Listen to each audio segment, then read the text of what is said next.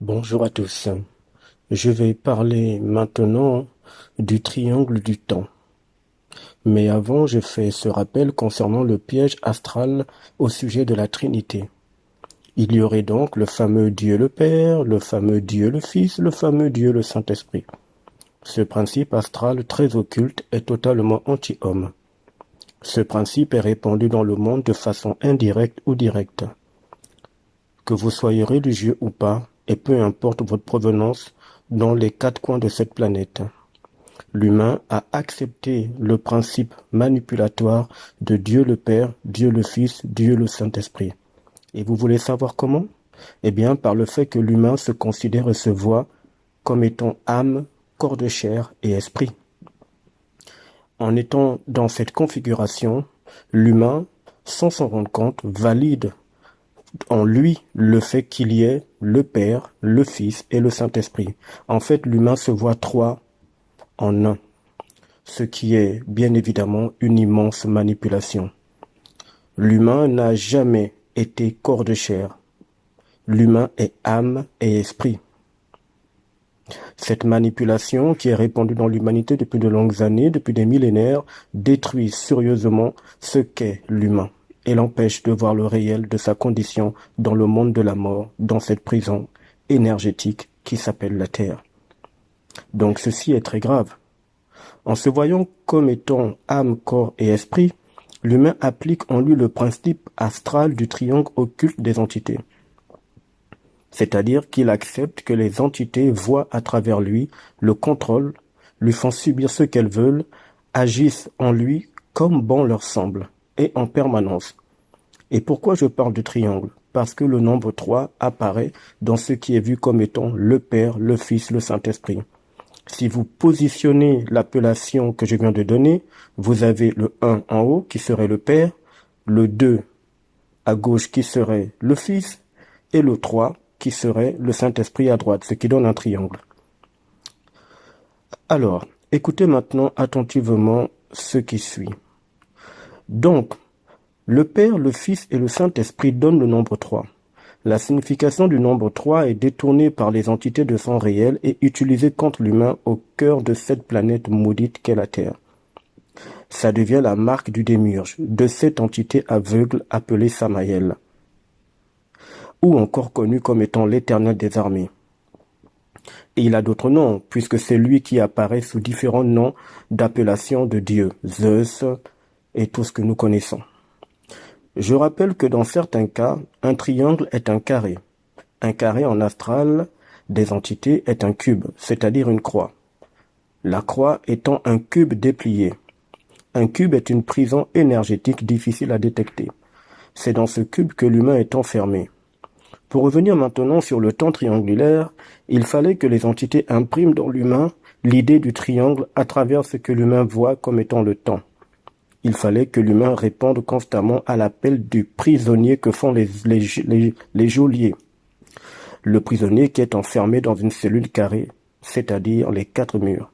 Ainsi, en poussant l'humain à répondre présent lors de l'appel des geôliers, l'humain valide sans le réaliser psychiquement qu'il apprécie être dans le triangle, c'est-à-dire dans le carré, donc dans la prison.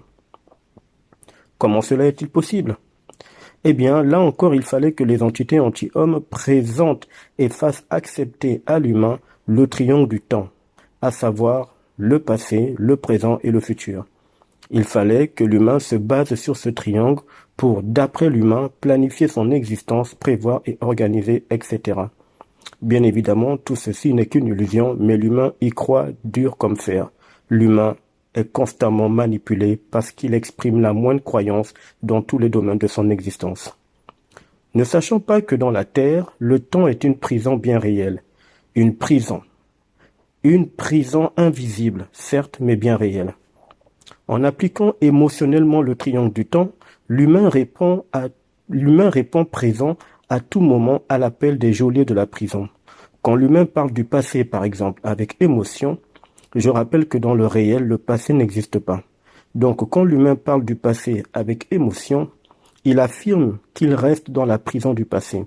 Ce passé sera toujours douloureux, triste, rempli de peine ou de nostalgie. Une personne dira par exemple, j'ai été dans un bonheur sans fin pendant 20 ans. Si votre bonheur était sans fin, il ne se serait jamais arrêté. S'il s'arrête, c'est qu'il n'est pas sans fin. Donc ce n'est pas du bonheur, mais ce n'est qu'une illusion. Donc la personne dira, j'ai été dans un bonheur sans fin pendant 20 ans. Mais aujourd'hui, j'ai tout perdu.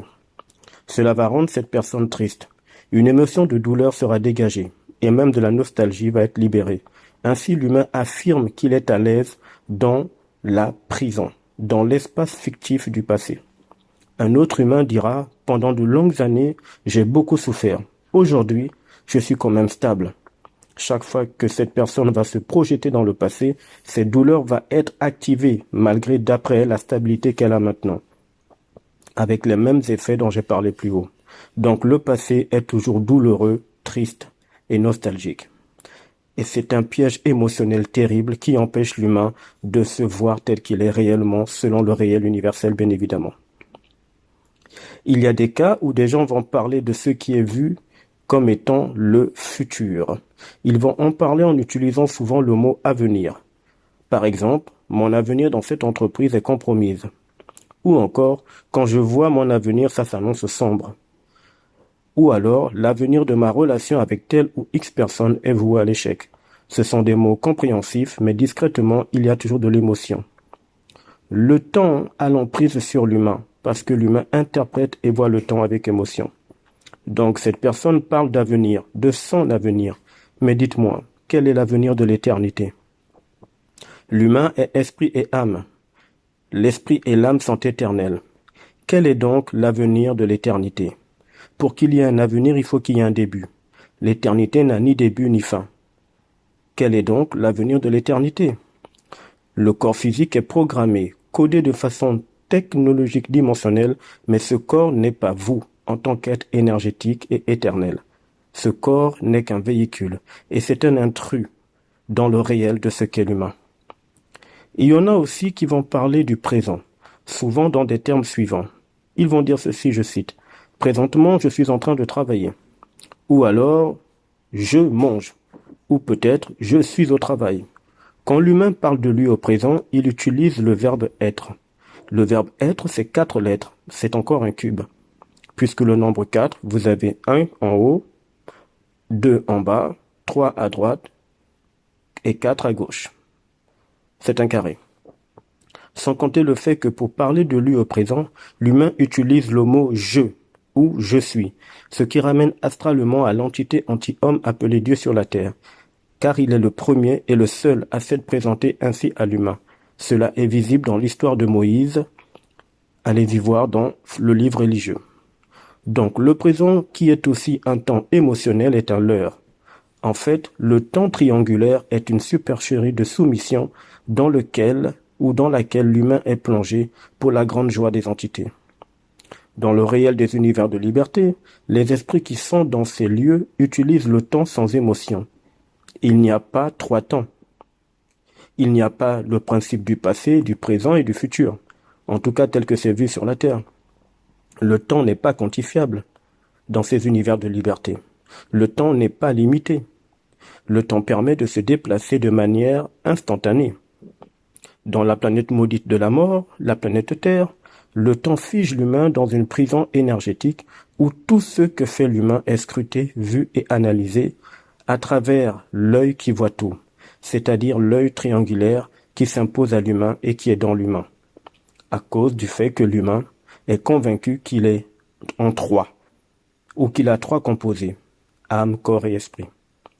Je rappelle ici que l'esprit humain n'est pas dans le plan terrestre, il n'est même pas dans le plan astral des entités et du démiurge. L'esprit humain est trop puissant et immensément fort et grand. Il ne peut être dans le plan terrestre. Bien évidemment, tout ceci, en parlant du triangle et de cette manipulation, du triangle du temps, tout ceci n'a plus d'impact sur un humain universel connecté à son propre esprit.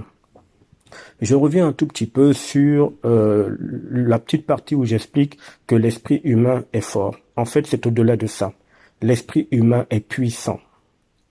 La puissance ne provient que de l'esprit. La force provient de l'âme, sauf que l'âme humaine est manipulée par les entités. Et la force se retrouve également dans les régions astrales des entités. En aucun cas vous n'allez trouver la force telle que c'est vu dans la planète Terre, dans les univers de liberté. Peut-être qu'un jour, je parlerai autrement de ce qu'est la force et de ce qu'est la puissance. À plus tard.